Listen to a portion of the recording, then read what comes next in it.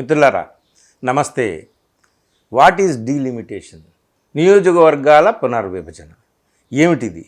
దీనికి దక్షిణాది రాష్ట్రాలకు ఉన్నటువంటి అభ్యంతరం ఏంటి? దీని మీద ఒకవేళ డీలిమిటేషన్ అనేటటువంటిది వచ్చి నియోజకవర్గాల పునర్విభజన అనేటటువంటిది జరిగితే ఉత్తరాది ప్రాబల్యం ఎందుకు పెరిగిపోతుంది? దక్షిణాది ప్రాబల్యం ఎందుకు తగ్గిపోతుంది? దక్షిణాది రాష్ట్రాల ముఖ్యమంత్రులు, రాజకీయ నాయకులు ఆందోళన ఎందుకు చెందుతున్నారు? అసలు ఈ డీలిమిటేషన్ ఏమిటి? ఇది ఎప్పుడు ప్రారంభమైంది ఏమిటి అనేటటువంటిది ఈ కథ మీకు చెప్తాను, జాగ్రత్తగా అర్థం చేసుకోండి. జనాభా ప్రాతిపదికన నియోజకవర్గాల్ని ఏర్పాటు చేయడం అనేటటువంటిది ఉంది. ఏ నియోజకవర్గాలు? పార్లమెంటు, లోక్సభ నియోజకవర్గాలు, అలాగే అసెంబ్లీలకు సంబంధించినటువంటి నియోజకవర్గాలు. సో ఇప్పుడు అసెంబ్లీల్లో నియోజకవర్గాలు పెరిగి సంఖ్య పెరిగితే అదేమి ఆ రాష్ట్రానికి సంబంధించినటువంటి వ్యవహారం, కానీ అది ఇంకొక రాష్ట్రానికి ఒక రాష్ట్రానికి మధ్య ఉండేటటువంటి వైరుధ్యం ఏం కాదు. ఇక్కడ ప్రాబ్లం ఎక్కడంటే లోక్సభలో సీట్లు పెరిగితే ఆ మేరకు పెరిగిన మేరకు దక్షిణాది ప్రాతినిధ్యం లేకపోతే దక్షిణాదికి ఉండాల్సినటువంటి ఇంపార్టెన్స్, ప్రాముఖ్యత తగ్గిపోతుంది ఎందులోనైనా సరే అనేది దక్షిణాది రాష్ట్రాల నాయకుల ఆందోళన కదా. అసలు ఇది ఏమిటి అంటే జనాభా ప్రాతిపదికన నియోజకవర్గాల సంఖ్య ఏర్పాటు చేయాలని మొదట్లో అనుకున్నారండి మన వాళ్ళు. అది ఎప్పుడు 1951లో ఒకసారి జనాభా లెక్కలు జరిగినాయి, 1961లో ఒకసారి జనాభా లెక్కలు తీశారు, అలాగే 71లో జనాభా లెక్కలు తీశారు. ఎవ్రీ 10 yearsకి ఒకసారి అలాగా జనాభా లెక్కలు జరుగుతూ ఉంటాయి. లాస్ట్ టైం 2011లో జరిగిందనమాట. అయితే జనాభా లెక్కల ప్రాతిపదికన నియోజకవర్గాలను పెంచుకుంటూ రావడం అనేది ఎప్పుడు 73లో జరిగింది. ఆ తర్వాత మళ్ళీ జరగలేదు. ఎందుకు జరగలేదు? ప్రతి 10 సంవత్సరాలకి ఒకసారి జనాభా లెక్కల ప్రకారం ఈ నియోజకవర్గాల సంఖ్య కూడా మారుతూ వచ్చింది కదా, 3 సార్లు జరిగింది కదా. తర్వాత ఎందుకు జరగలేదు అనేది పాయింట్ తర్వాతకు వద్దాం. అంతకుముందు 3 సార్లు జరిగినప్పుడు లెక్క ఎలా మారిందయ్యా అంటే 51లో జనాభా లెక్కల ఆధారంగా మనకు తేలింది ఏమిటంటే దేశంలో 36.1 కోట్ల జనాభా ఉన్నారని. దాని ఆధారంగా అప్పుడు లోక్సభలో ఎంపీల సంఖ్య ఎంత ఉంది? 494 ఉంది. తర్వాత 61 జనాభా లెక్కల ప్రకారం 43.9 కోట్ల మంది జనాభా ఉంటే దాని ప్రకారం లోక్సభలో సంఖ్య 522 అయింది. తర్వాత 71 సెన్సస్ ప్రకారం జనాభా ఎంత అయ్యారు? 54.8 కోట్లు అయ్యారు. దాని ప్రకారం 73లో డీలిమిటేషన్ చేసి లోక్సభ స్థానాల సంఖ్యని 543కి పెంచారన్నమాట.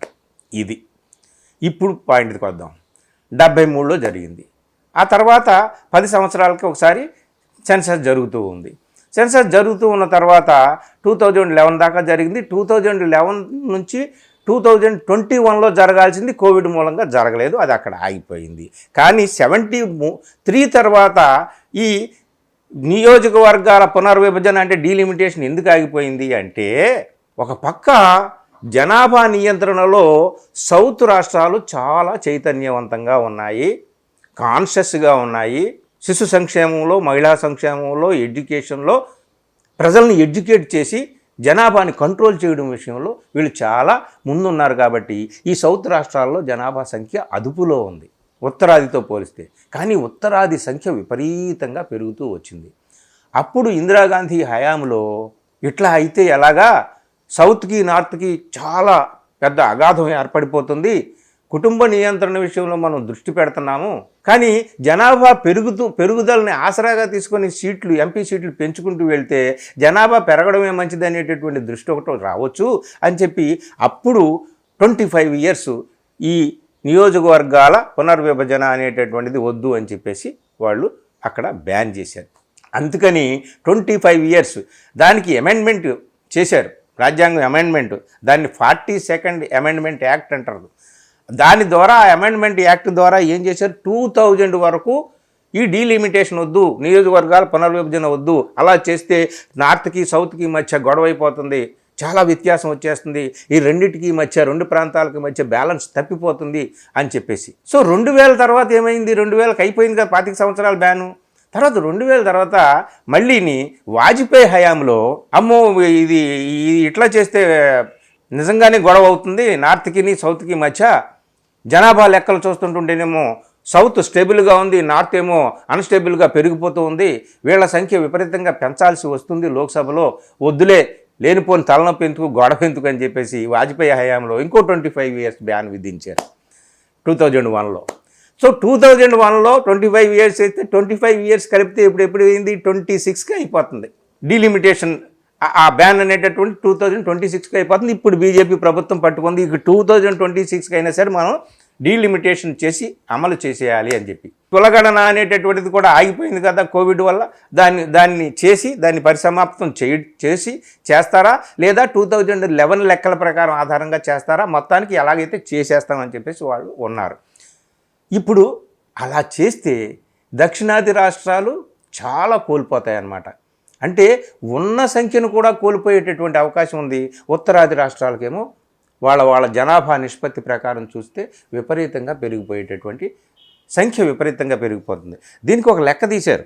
ఎలాగంటే అప్పట్లో జనాభా లెక్కల ప్రకారము 71 లెక్కల ప్రకారం 73లో చేశారని చెప్పాను కదా. సో ఆ లెక్కల ప్రకారము 543 కదా.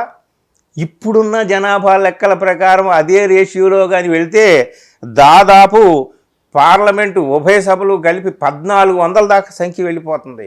ఉత్తరాది రాష్ట్రాల నిష్పత్తి ప్రకారం వాళ్ళ ప్రాతినిధ్యం ఏమో ఫర్ ఎగ్జాంపుల్ ఒక 100% 200% పెరిగిందనుకోండి. దక్షిణాది రాష్ట్రాలు అదే రేషియోలో వీళ్ళకి ఒక 10% 20% కూడా ఉండదు. ఒకవేళ లేదు అప్పుడు 10 లక్షలకి ఒక ఎంపీ చెప్పారు కాబట్టి ఇప్పుడు 20 లక్షలకి ఒక ఎంపీ చేస్తే ఎలా ఉంటుందని ఆ లెక్కలు కూడా తీసి ఇప్పుడు ఆలోచించి చేస్తున్నారు. అలా చేసిన కేరళ లాంటి రాష్ట్రం, కేరళ అయితే ఇంకా ముందుంది జనాభా కంట్రోల్లో. కేరళకి 20 ఉంటే 20 ఏళ్ళ 15కు 16కు పడిపోయేటటువంటి అవకాశం ఉంది. తమిళనాడుకి పడిపోయే అవకాశం ఉంది. లేదంటే ఉన్న స్థానాలు ఉన్నట్టే ఉంటాయి, అవి అక్కడ నార్త్ వాళ్ళ ఎంపీ సీట్లు మాత్రం పెరిగిపోయేటటువంటి అవకాశం ఉందన్నమాట. మిత్రులారా, ఇది డీలిమిటేషన్ అంటే. ఈ డీలిమిటేషన్ నియోజకవర్గాల పునర్విభజన కానీ జరిగితే ఇక సౌత్ నామమాత్రంగా అవుతుంది. సౌత్ ప్రాతినిధ్యం ఈ 5 రాష్ట్రాల ప్రాతినిధ్యంతో అసలు పార్లమెంట్లో పనే ఉండదు. ఒక చట్టం చేయాలన్నా, ఒక బిల్లు రూపొందించాలన్నా, ఒక నిర్ణయం తీసుకోవాలన్నా, ఏం చేయాలన్నా ఆ కేంద్రానికి సంబంధించినటువంటి ఉత్తరాదికి సంబంధించినటువంటి ఎంపీలు అందరూ కలిస్తే సరిపోతుంది. సౌత్ ఎంపీలతో పనే ఉండదన్నమాట. అంటే ఏ నిర్ణాయకమైనటువంటి అధికారం కానీ హక్కు కానీ ఉండదు. ఆ నిర్ణయాలు తీసుకునే దాంట్లో వీళ్ళ ప్రమేయం ఉండదు, సౌత్ ప్రమేయం ఉండదు. అలాగా అసలు వీళ్ళు ఓట్లు వేసినా వేయకపోయినా గెలిపించకపోయినా మనం దేశాన్ని పరిపాలించేయచ్చు మనం ఉత్తరాది రాష్ట్రాల ఎంపీల సంఖ్యను పెంచుకుంటే అనేటటువంటిది బీజేపీ ఒక మాస్టర్ ప్లాన్తో ఉందన్నమాట. ఈ ప్లాన్ని అర్థం చేసుకొని మన వాళ్ళు ఇప్పుడు ఆందోళన పడుతున్నారు. ఇంకొకటి ఏమిటయ్యా అంటే నార్త్కి సౌత్కి మధ్య చాలా పెద్ద డివిజన్ ఏమిటయ్యా అంటే సంస్కృతిలో డివిజన్ ఉంది, భాషలో డివిజన్ ఉంది, ఆచారం అలవాట్లలో డివిజన్ ఉంది, మతపరమైనటువంటి వ్యవహారాల్లో కూడా మతాన్ని రాజకీయం చేసి తద్వారా లబ్ధి పొందుదామని బీజేపీ ఆలోచిస్తూ ఉంది. నార్త్లో ఆ పప్పులు ఉడికినాయి కానీ సౌత్లో ఆ పప్పులు ఉడకట్లే. ఎంత ప్రయత్నించినా సౌత్కి కాషాయం రంగు పొలవాలి అని వాళ్ళు ఆశించేది ఏదైతే ఉందో ఆ ఆశ మాత్రం తీరట్లేదు, ఆ కళ నెరవేరట్లేదు. అందుకనే ఈ సౌత్ మనకి ఎప్పుడు మన చేతుల్లోకి వచ్చేలాగా లేదురా బాబు. మన రాజకీయాలు చలామణి చేయించుకోవాలి, మనమే నిరంతరం రాజాది రాజులుగా చక్రవర్తులుగా నిలబడిపోవాలంటే ఉత్తరాది వాళ్ళే ఉత్తరాది సీట్లు పెంచుకోవాలి అని మొత్తానికి. అందుకని బీజేపీ వాళ్ళు డీలిమిటేషన్ కోసం గట్టిగా ఉన్నారు, ఏమైనా సరే చేయాలని. ఇప్పుడు వీళ్ళు అడుగుతున్నది ఏమిటంటే జనాభా నిష్పత్తి ప్రకారం మీరు చేస్తే కుదరదు.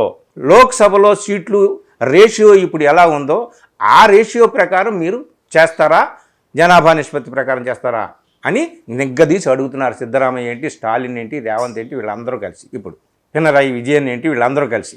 సో ఏం జరుగుతుంది ఏమిటి అనేటటువంటిది ఈ డీలిమిటేషన్ విషయంలో ప్రభుత్వం, కేంద్రంలో ఉన్నటువంటి బీజేపీ ప్రభుత్వం ముందుకే వెళ్ళేలాగా ఉంది. కానీ దాన్ని నిలవరించడంలో, అడ్డుకోవడంలో సౌత్ రాష్ట్రాలు ఎంతవరకు విజయం సాధించాయి ఏమిటి అనేటటువంటిదే $1 మిలియన్ క్వశ్చన్. ఏది ఏమైనా సౌత్ వర్సెస్ నార్త్ ఈ రెండు ప్రాంతాల మధ్య ఒక తీవ్రమైనటువంటి అగాధం ఉందన్న విషయం ఇప్పుడిప్పుడే ప్రజలందరికీ అర్థమవుతుంది. దీన్ని ఏ విధంగా ఎదుర్కొంటాయి సౌత్ రాష్ట్రాలు అనేవి మనం చూడాలి. కాలమే దీనికి సమాధానం చెప్తుంది. ఇది మిత్రులారా, థ్యాంక్ యూ.